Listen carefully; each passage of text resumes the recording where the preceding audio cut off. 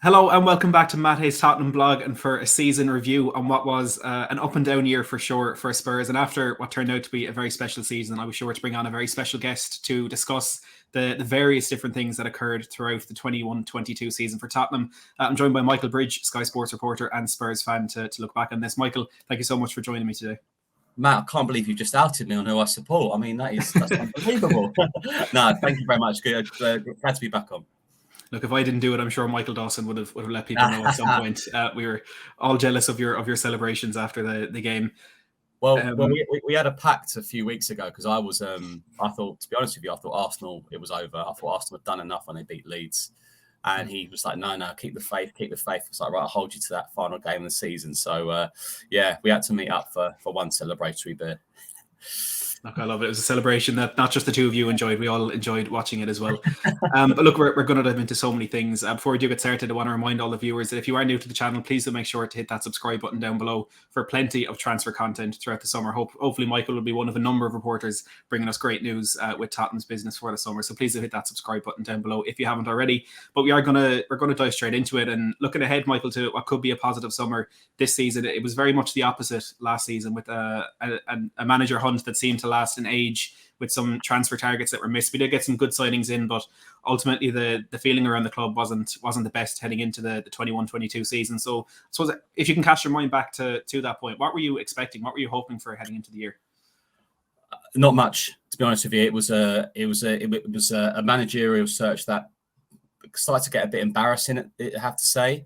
I remember walking to the gym and I got a call from my colleague in Italy to say that Tottenham had made calls to Antonio Conte.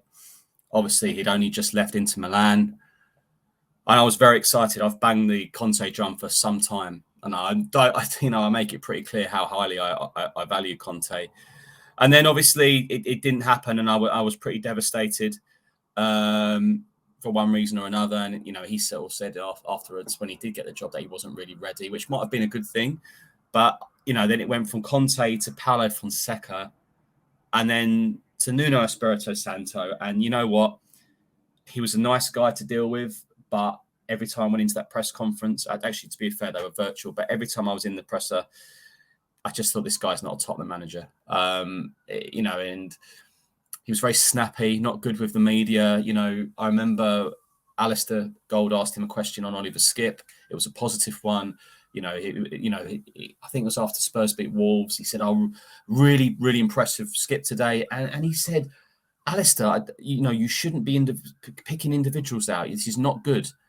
And I was just like, Alistair's we're talking about an academy kid here. This is positive. So it was all doom and gloom. And it's amazing to think that we were actually top of the league after 3 games, wasn't it? But it did feel like a false position, Matt, and I know it's early days. I thought, I'm not taking anything away from the performance against City, but it was always a good time to play City. So many of their players were stuck at the Euros. So, and then the Wolves game, but they were sort of uninspiring. And then obviously as the weeks led on with the no shots on target, it was becoming ridiculous, wasn't it? So it was a pretty miserable time. And, it just feels like years ago. Thankfully, it feels like such a long time ago now.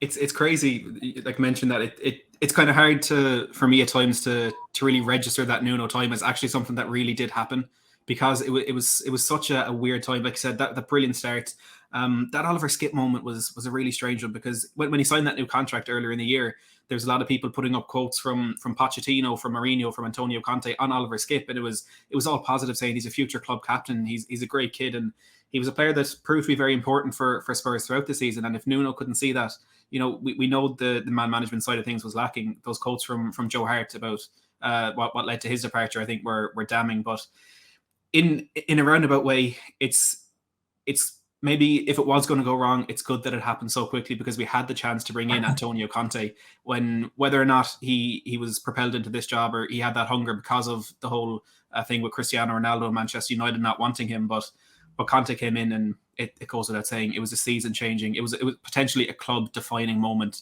getting that man in. A masterstroke from Fabio Paratici. Matt, I've got to say, when people say to me, what's Tottenham's best result of the season, I say the 3-0 defeat to Manchester United. The thing is with Daniel Levy, he takes things obviously personal, like personal attacks. And that was a personal one on him with the booing. I was in there that game. It was my birthday. I was feeling good, but then went into the ground and the atmosphere wasn't nice, and this wasn't a great Man United team. We've seen that now, it was maybe Varane would probably play his best game for United, but Ronaldo scored a beautiful volley. But the atmosphere inside, there was no cohesion with any individual. Kane, he was running about, but even he looked like he couldn't be doing anything. And everything went wrong that game. Then that substitution, the Bergwijn, Lucas Moura. And thank God, thank goodness it happened, because the Sunday night, then the Monday it got announced with Conte that he was flying over. Then, wow, what a turnaround. I mean, obviously, and it's taken time, and we've had some bumpy rides along the way with Conte. But to finish fourth after all that, I mean, wow. I mean, I'm sure you, me, we all need a little bit of a break. But emotionally, I just drained, because it's quite incredible how we, Tottenham are back in the Champions League. For me, it's not sunk in.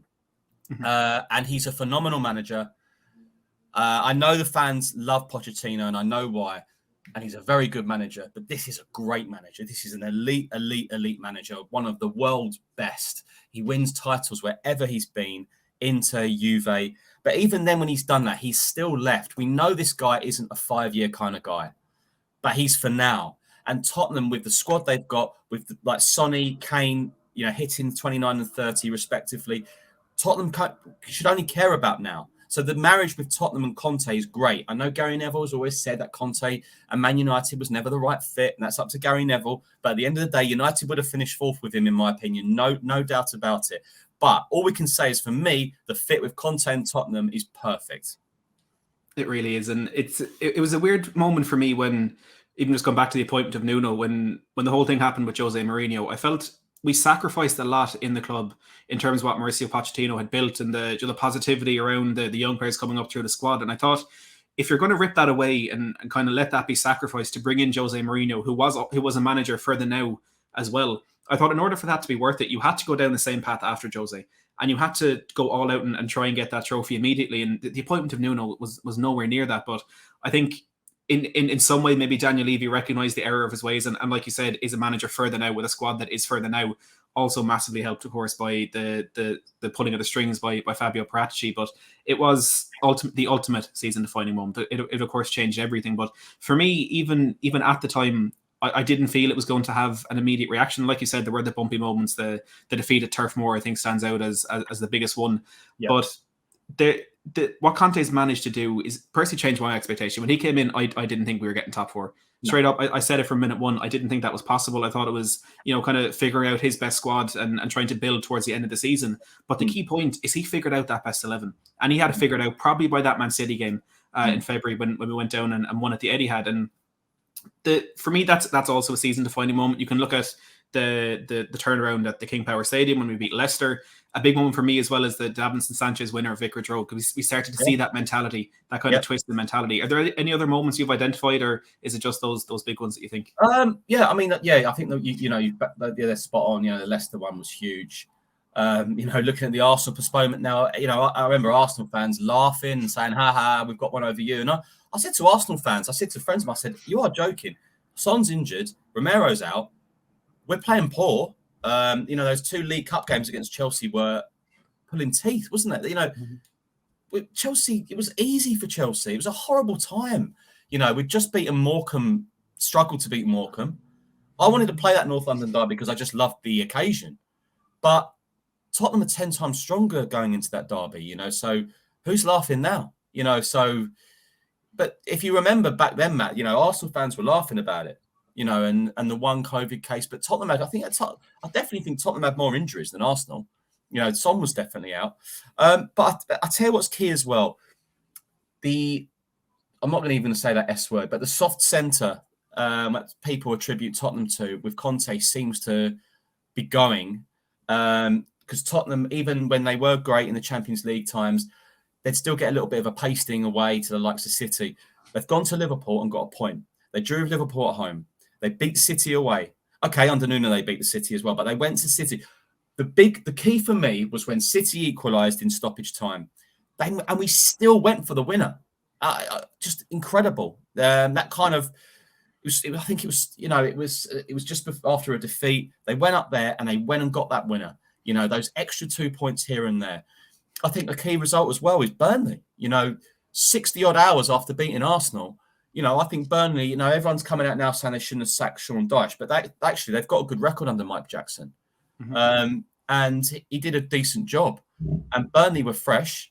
A 1-0 win. I've never been so nervous. Honestly, it was a real nerve-wracking game, 1-0. And we know how Burnley wanted to play. They wanted to frustrate us. But even so, that could have been one of those Tottenham Hotspur slip-ups. And when people say we've got to recreate that atmosphere, it doesn't always work like that. A midweek kickoff, a 8 o'clock kickoff over a midday. It wasn't even 12:45, Matt. It was midday. So yeah, I mean, and I think after that, because obviously from January, February, March, it was sort of win one, lose one, win one, lose one. But then Spurs started to add a little bit of consistency, didn't they? Went to Leeds and won 4-0. Beat Newcastle 5-1. Started to get a little bit of a run going. Villa 4-0. That game we showed where you'll know him when he's gone, Hugo, when he divides opinion. But again, he was great that first half at Villa. And then we turned it on in the second half, and Villa's tough under Gerrard. So there are a number of results I'm looking to, So they have got over the line. I know Antonio was very keen to always say it'd be a miracle if we get fourth, but I think with Arsenal and Man United, when they lose a lot of games as well, like you're never out of it. That was it. That was the key in January. I remember saying on Sky Sports News Deadline that I said, this is wide open for anyone to take. Just go and buy someone. And United didn't, West Ham didn't, Arsenal didn't, or Tottenham did. And in fairness, and I will hold my hand up, I'm not going to pretend that I didn't.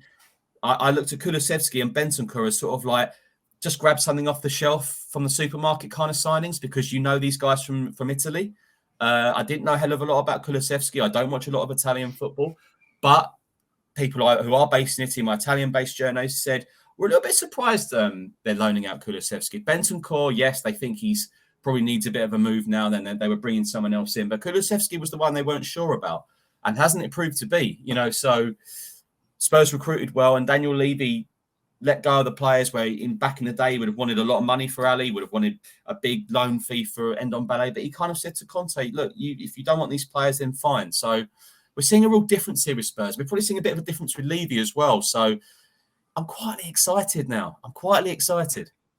Yeah, look, that bodes extremely well for the year ahead. And it's a good segue into what I wanted to speak about next, which was that front three, which has always been a front 2+1, but very, very much this in the last 6 months has become a front three. And it's one of my proudest achievements that I was calling for Kulusevski actually to be signed last December.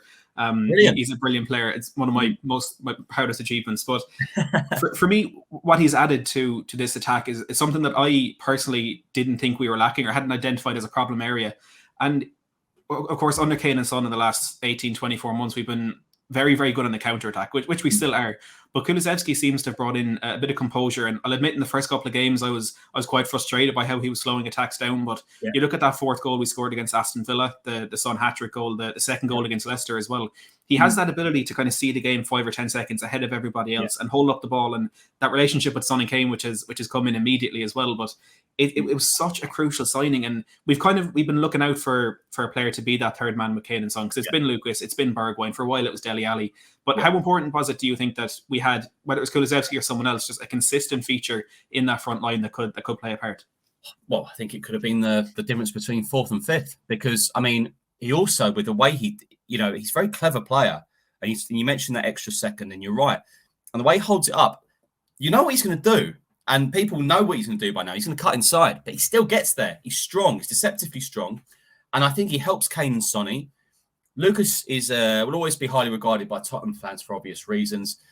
Bergwijn's been maybe unlucky a little bit, but these are two players who don't really have any creative brain. They don't look up really. They don't pass. They don't know the final killer ball, whereas Kulusevski does. I think that's helped Kane and Son massively. So they've really appreciated that extra body. And for someone to come in from January, when people are always saying now, the Mount Rushmore, this front three, before we played Liverpool, who's got the better front three? Salah, Diaz and Mane, or Tottenham? And they're adding Kulusevski to that already is a testament to him. And I can't see a better January signing. I really can't, because we know Diaz was going to be good, but there was question marks over Kulusevski. You know, you were in a very small minority to say this guy's going to turn it on. You know, there was a little bit of animosity and thinking it was a second choice and all that, but he's been brilliant. And how exciting that how young he is. Even Bentancur is only 24. So 2 excellent additions, really, really good additions. And I think credit must go to Conte as well, because he's clearly worked on them. And I'm sure Conte, he kind of alluded to it with the press I was in a couple of weeks ago about the impact has been better than maybe he expected. So yeah, it's gone brilliant, and it's such a huge positive going into the new season. It really is. Kulusevski is an absolute joy to watch, and I know Diaz is at the moment, of course, a better player, but for me, Kulusevski has been more of an impact signing.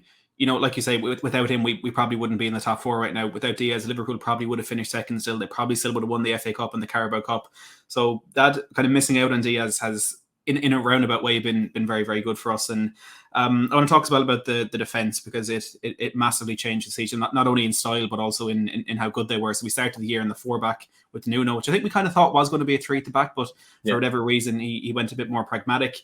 Then Conte comes in what was a bit of a stroke of luck. We signed a player before Conte came in that is absolutely perfect for a Conte system in Cuti Romero. But Eric Dyer and Ben Davies, and just before we started recording here, so everyone watching this gone out on Wednesday, recording on Tuesday, Eric Dyer has been excluded from the England squad for the upcoming games. But Dyer and Davies, what an absolutely incredible season they've had. Well, firstly, I have to say Dyer was probably my player of the year post-Conte, with Conte onwards. I think he's been absolutely phenomenal. And when you see Conte on the pitch afterwards, he sort of gives Dyer that extra second hug. He's that kind of guy I think he just really relies on. And he's been outstanding since Conte's been in. And look, Gareth Southgate says he picks players on merit, on form. Well, I've just seen Harry Maguire's name on there. And look, it's down to Gareth, but sorry. You know, Man United are in complete disarray, you know, and Maguire will probably lose the captaincy there. I cannot for the life of me understand how Eric Dyer doesn't make that England squad. Looking at some of the names as well, wow. So he gets a well-earned break, but I'm disappointed for him, because that would probably be it for him. I feel really sorry for him. I'm surprised as well, because Southgate's known him from the under-21s onwards, and he's always been a part of. He scored that winning penalty against Colombia in the World Cup. He's always been relied upon. Ben Davies, yeah, I mean, perhaps that's been Ben Davies's best ever position, you know, because he was always criticised, wasn't he, back in the day, about not being quick enough as a left back. And now we're seeing him as a left centre. And yeah, it does really suit him. So, yeah, I mean, Ben Davies has been brilliant. But I have to say, though, I think that's probably one of Tottenham's most important areas where they'll be looking at this summer, though, going forward. As brilliant as Davies has been, I can't see him being required or needed to play 55 odd games next season. Yeah, I completely agree. And I think the biggest compliment we can give to Ben Davies in the season he's had, a couple of months ago, I think was The Athletic reported, Jack Pitbrook, that Spurs were looking to improve in that position. And there was Alessandro Bastoni, Oscar Vardiol, Nico Schlotterbeck, all those names. But Alistair Gold reported last week on Alessandro Bastoni, and he used the phrase for competition for Ben Davies, which for me, the fact that he's even been held in a similar bracket to a player like Bastoni is absolutely immense. And we'll touch on transfers a little bit more, but I wanted to talk at the run up to the end of the season and the run up to that magical moment when the full-time whistle went to Carrow Road, and we know we're back in the Champions League. You said earlier that when Arsenal beat Leeds, you thought that was it, that they had wrapped it up. At what point did you think, hold on a minute, Spurs are actually going to do this? Probably the 96th minute of Newcastle v Arsenal. Yeah, I'm the same, won't I? Yeah, I mean, you know, I watched the Newcastle Arsenal game, and it was really down to that. And Newcastle were outstanding in the first half, but what did they not do? They didn't get that goal. And I just said, you know, I was on the phone to Dad, and I said, this is going to be a typical Arsenal 78th minute header from a corner, scrappy, and they'll get it. They'll get the win. But the minute the second half went, Newcastle again. I mean, if you're an alien landing from space, you'd say Newcastle, the team going for the top 4, and Arsenal were languishing in 14th. It was an absolutely phenomenal performance from Newcastle. even in the 92nd, 93rd minute, they were still outrunning Arsenal. That was when, obviously, that was it. And obviously, Carragher and Neville afterwards said they've blown it. Dare I say the word bottled, given Tottenham get this ludicrous tag every time. But it wasn't until then, to be honest, Matt. I mean, I knew we did our job to beat Arsenal and Burnley, but I still had this thing where I thought Arsenal would probably go up to Newcastle and get the win. But Newcastle were phenomenal, absolutely phenomenal. So, yeah, it was only until really when Newcastle beat Arsenal when I started to really believe. And as I say, I was working for Sky in Gibraltar when they beat Leeds, and I just saw a clip of the Leeds keeper at the start just gifting Arsenal. And I won't say what I did, but I just thought, why does this never happen to us? Why does this never happen to us? So, and I thought that's just got Arsenal's name on it, so phenomenal. Brilliant. Just, it's going to take me a while still to get over it. Yeah, absolutely. For that game against Leeds, with Leeds, I know obviously had a really poor season, but they just feel like the type of team that no matter what can come up with a result in that moment. And I did a watch along here on my channel for that game just because there was a part of me that thought Leeds could get it done, and I turned it off after 25 minutes when Ayling got sent off. So it didn't go to plan. I thought Leeds were throwing in the towel. They're not respecting Jesse Marsch. Why is a club captain doing that? But then in the second half they showed fight and they got the goal. Then you think, well, if they had 11 men, they could have actually got an equaliser. So, yeah, deeply frustrating, but it matters not anymore. But obviously, Everton, I was hoping for weeks on end they'd have something to play for on the final day. That didn't happen in the end. And you could see how Everton was still probably hungover from playing up when they played Arsenal as a joke of a performance. Mm-hmm. So, yeah, I mean, as I say, it was the Newcastle defeat for Arsenal that killed it for them. It was. It's so beautiful looking back on the highlights of that day. Such a magic. For me, the best thing was that back in the summer, or was it in January, they thought they were getting Bruno Guimaraes. Then for him to go and score that second goal was brilliant for me. But enough. He is a brilliant player. Enough reminiscing. Enough looking back on what has happened. Let's look ahead to what we think might happen. Yeah. And look, it's been all positive out of Spurs since the last day of the season. What are you expecting? What can you tell us about the transfer window ahead? I spoke to someone early Monday morning at Tottenham, and then someone else that afternoon, and all positive. And I'm sure fellow Spurs journalists have spoke to the same person or someone different. I get the impression we've all been kind of given the same lines that it's all going to be good, all going to be positive, and they're backing this manager. They realise he's a serious coach and he wants serious players. So I'm sitting here today with a smile on my face because that's the info I got. Over the last few years, I would get no replies or muffled answers or let's wait and see or I don't know. There's the pandemic, the empty stadiums, or we're just coming back after a pandemic. I never got a good answer. So there was times where I didn't know myself. But this time, for goodness knows, I can't remember how long, I've been given nothing but positive messages. Everyone's been great. And the message is that they're going to work together and get top players. So, yeah, I can honestly say to Tottenham fans, I've only been given positive news over the last 2 days. It's such a nice change from what we're used to getting. And we're getting these lines as well that Tottenham are going to kind of like steer away from their usual process of bringing in young players who can build for the future and bringing in players who are ready for now. And I think the best thing about Conte is he's not the biggest spender in the world. Even some of the targets we've heard right now, Fraser Forster on a free, I think is a brilliant signing. He's an exceptional goalkeeper. I do. It's funny actually, that one. So I was trying to firm up Sam Johnson the other week and it went quiet. And then I spoke to someone saying he thinks that he's going to be a number one somewhere else, which would make sense because if you look at it next season, we're back in the Champions League. So Hugo Lloris, barring injury, is going to play every league game and every Champions League game. So Tottenham next season only really need a number two who's happy to be a number two. Now, for me, I think Fraser Forster ticks that box. English, so he knows the league. It's funny as well. Talk about Galini. I can't remember who told me this, but might have been a player. He is the most popular player in the dressing room. But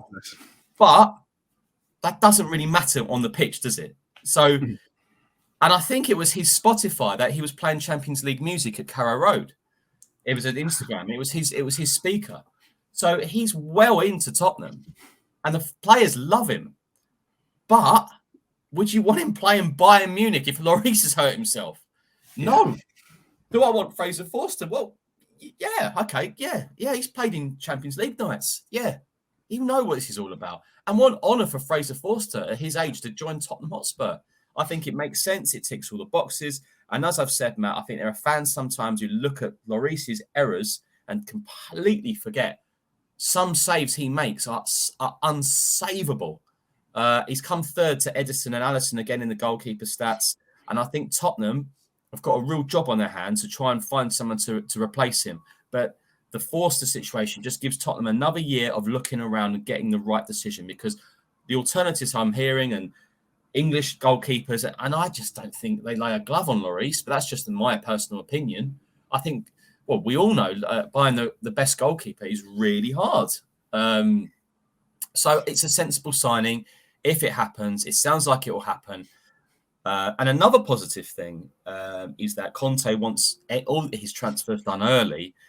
The only negative I'd say on that is that it doesn't always work that way, and it's very rare it does. Of course, after COVID, we're now going away back on pre-season trips abroad. I'd be more interested to see the players left out of the squads than the ones that are potentially coming in, because I think Spurs will look to get about 6 or 7 out as well. So I'll keep an eye on that.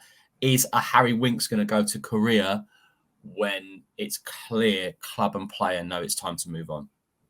Mm-hmm. Yeah, look, I think we could say the same about some of those players who were out on loan with Tanguy Ndombele and Giovanni Lo Celso especially. You know, I think hopefully there will be money, a big budget given from the board to Antonio Conte. But I think the biggest input, the biggest influx of cash we're going to get is if we can get Ndombele and Lo Celso off the books permanently. You know, we're not going to recoup the fees that we paid for them a few years ago, but actually managing to move those on. And I know there's people kind of upset in January about, you know, getting rid of Ndombele and Lo Celso, sending them out on loan is kind of pushing the problem 6 months further away. But I think we've seen the impact of having players like that out of the dressing room and how the positivity on the pitch. And Galini, as you mentioned, back last summer, I absolutely loved everything he was doing. You know, going to the airport to meet Christian Romero when he was brought in. You know, that's the kind of character you do need. Of course, it's better if they're on the pitch, but having people like Ndombele and Lo Celso, as talented as they are, just don't quite fit in at Spurs. And I think getting them moved on will be good for us as well. Is there any other players you think? I know there's rumours around Lucas and Bergwijn. Think there's any other players we should be looking at as a potential departure? Or even personally, who would you move on?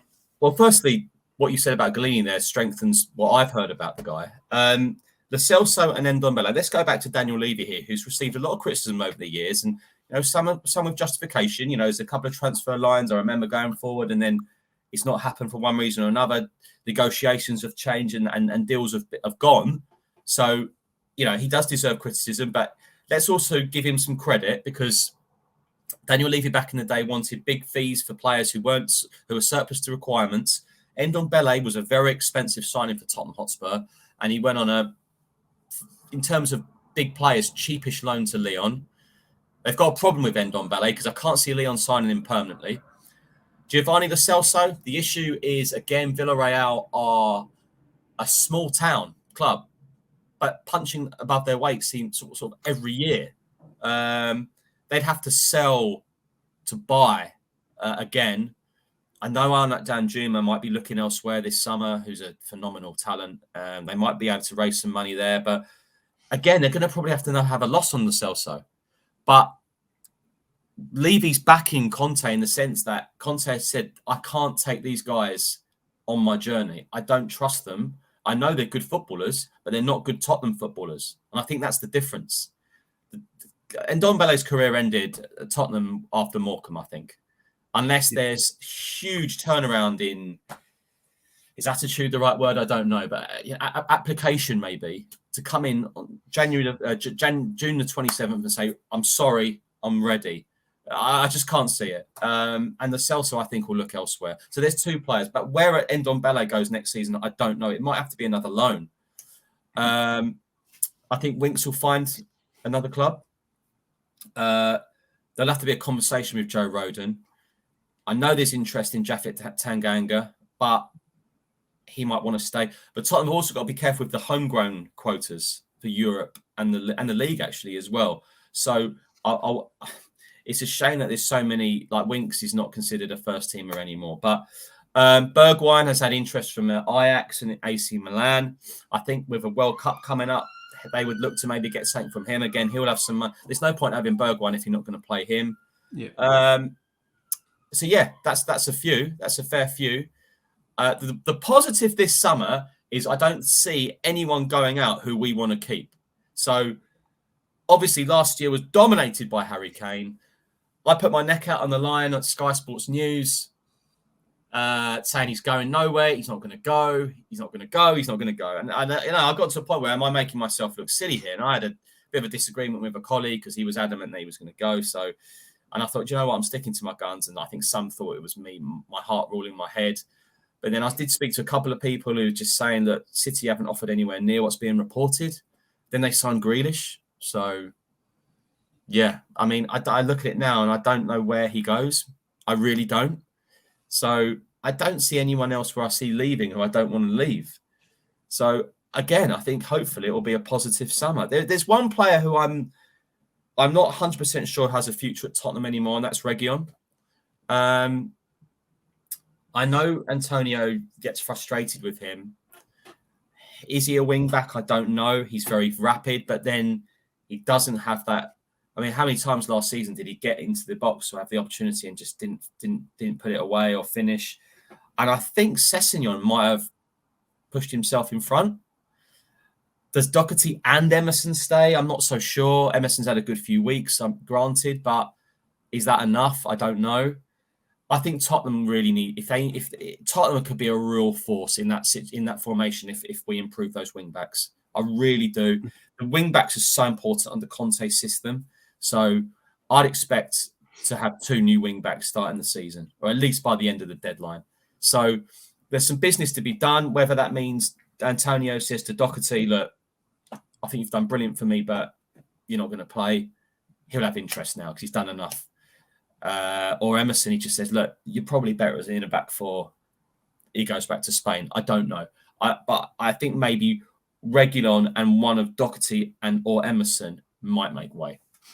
Mm-hmm. Look, as an Irishman, there's nothing I'd love more than Matt Doherty to go on and have a good career at Spurs. But I think that boat has sailed, unfortunately. And I agree on Sergio Reguilon. And I had your Sky Italia colleague Fabrizio Romano on the channel over the summer a bit, and it was kind of talking about the potential of Conte and in January as well. And I know he has said quite a bit that he felt Reguilon had the potential to go on and become one of the best wingbacks in the world under Conte. Because for me, his failings and his shortcomings last season, I thought were because he was being held back and he's playing in a much more defensive system. I mean, at Sevilla, he was absolutely thriving, being the furthest man forward on the left. Yeah. But for some reason, it's just not working. And thankfully, we've had Sessegnon come through and has finished the season very, very strongly. So I think that gives us a very good option. I'd still love to see someone like a Philip Kostic come in, but in place of Reguilon rather than in place of Sessegnon, which is a massive turnaround from where we were at the start of the season.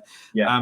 But you're talking potentially new wing backs, new centre back as well. You mentioned. Are there any other positions that you think Tottenham need to strengthen? I mean, this is where I could be getting pelters here. I think Spurs could upgrade Højbjerg. I just I like him, I really do, and I think he works his socks off.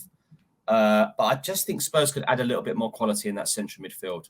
Our Bentancur's come in and done really well, but I still think there's a position there for a real fearful, dominant central midfielder, and that isn't Højbjerg for me. I know some people love him. Then there are some people who think he's just bang average, and I think that is a bit harsh. And he's had a good last few months, but he didn't play well. He didn't have the best of first halves of the season. I think Conte dropped him for one game, and Højbjerg was really peed off about that. But I would like to see a little bit more quality in that midfield. Depending on the formation we do next season, I think sometimes we lack a bit of creativity. I've said a couple of years now that Spurs have never replaced Eriksen. Will they replace Eriksen with Christian Eriksen? I mean, that would be some story, wouldn't it? But like we did with Bale, yeah. Yeah.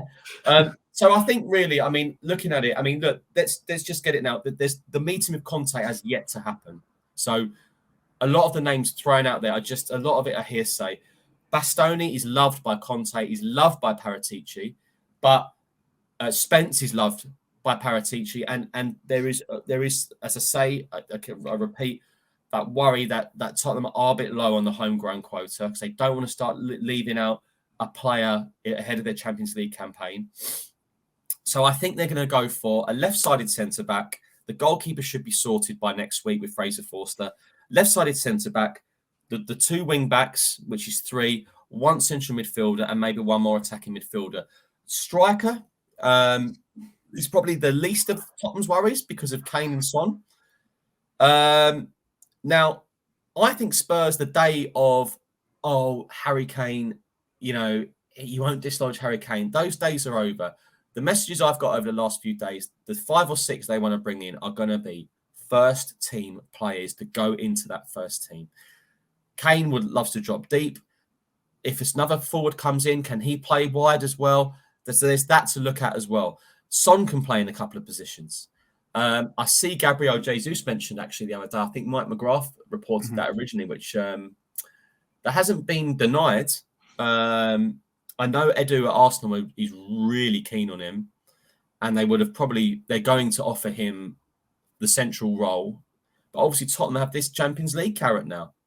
And I think it's exaggerated when people say, oh no, strikers won't want to come because Kane's there. I think that's exaggerated because I don't think Spurs will go in for a player now they think will just sit on the bench. But what Conte does want is a good bench. The bench over the last few weeks has not been good enough, anywhere near good enough. And remember, there's 5 subs next year. So that could make all the difference with games with 15 minutes to go and everything. And, there wasn't a hell of a lot of options, was there, over the last few weeks to come on, So that's something to look at as well. But, as I say, I think they're only going to go for top class players. I think the priority should really be at the back. At least one new centre half and the wing backs, and then let's see where else they look. But for me, whatever, because obviously there's been links with John McGinn. I've had no confirmation whether that is the case or how much they like him. But I was at Villa Burnley the other night and he was excellent. And someone texted me saying, "Would you want McGinn at Spurs?" I said, "If Conte does, then so should we." And that's how I feel about Antonio Conte. That for me is possibly his biggest achievement, is uniting the fan base like this, because it's been so kind of choppy over the last couple of years, and you have those moments. Like I actually got over to the Leicester game a few weeks ago. It was my first game at the new stadium, and the one thing I was waiting for was that moment when we sang Conte's name and he applauded us all. It was just that thing you see in every Conte game. That kind of unity he's brought in is fantastic, and we have full trust in him. It's just do we believe that Levy will fully back him in the window? Assuming Levy does, assuming Conte has the dream window, this will be my final question to you. Assuming Conte has his dream window, how far can Spurs go next season? I think they'll come third, and I'm hoping they'll finally win a trophy. I think Tottenham will, under Antonio Conte, I'll tell you though, this is brilliant. So I was in the Conte presser on Friday, and the written press conference, I have to turn the camera off, but I'm still listening. Because I'm so intrigued everything he says. And the great thing is with Conte, so basically when you're in the press conference now, but all journalists get 2 questions. And the press officer, who's brilliant, he said, "Look, I know it sounds rubbish, but Antonio promises you get a long considered answer." And oh boy, does he give you a long considered answer. Anyway, my ears pricked the other day and he said, "You have to remember, I didn't have a pre-season here.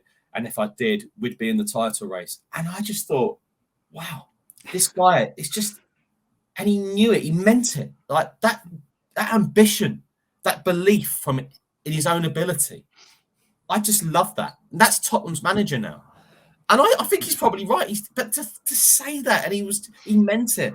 So I just think, life in football is a game of ifs and buts, isn't it? But if Tottenham do get these players they want, the ones he wants, and I'm sure he knows which 6 or 7 he knows. But remember Paratici, his style as well, and agents know it because I've spoken to agents and, Paratici wants my client, and all of a sudden, boom, no, he doesn't, because then they go for another option. But if they get the 6 they want, and Kane stays, which I'm sure he will, and Son stays, which I'm sure he will, then I think Tottenham will finish third. I look at United, and I think that is a severe rebuilding job. I look at Arsenal. I think this Champions League miss out, it's more than just the top 4 this year. I think when Tottenham were in it the last few years, and I kind of think they settled for it, whereas Liverpool didn't. they went and really pushed on. Tottenham settled, and I think Daniel Levy might acknowledge that mistakes have been made, and they can't make those same mistakes again. You went to the stadium against Leicester the other week. I bet your first impression was, this is one of the best stadiums I've ever been to. Yeah. It's a champion. It's not a Conference League stadium. It's not a Europa League stadium. It is a Champions League stadium, but it needs Champions League players. So, and I look at Chelsea, and I think this takeover. Look, the season's finished now. That's still not completed. What's Thomas Tuchel doing? He's lost Christensen. He might lose Azpilicueta. He's lost Rudiger. Wow, that's this summer. It's not that long. It comes around very quick. And Spurs only just lost out to Chelsea in the end. So I think Tottenham will finish third with Antonio Conte. I really do. And I'm hoping this is the year they win. I don't care what it is, the FA Cup or Carabao Cup. Go and win a cup. I don't care which one it is. But the answer for me is they're going to have a really good season if it's Conte. And I think all Spurs fans should be excited because he's a winner. And I know there's times where maybe sometimes he probably goes a little bit too far. And I think the Burnley defeat he did, questioned his future. That wasn't, but there've been other times where I think he does it to challenge the squad. And if you hear Lloris, you heard Eric Dyer the other week, Dyer basically said, don't mess this up, guys.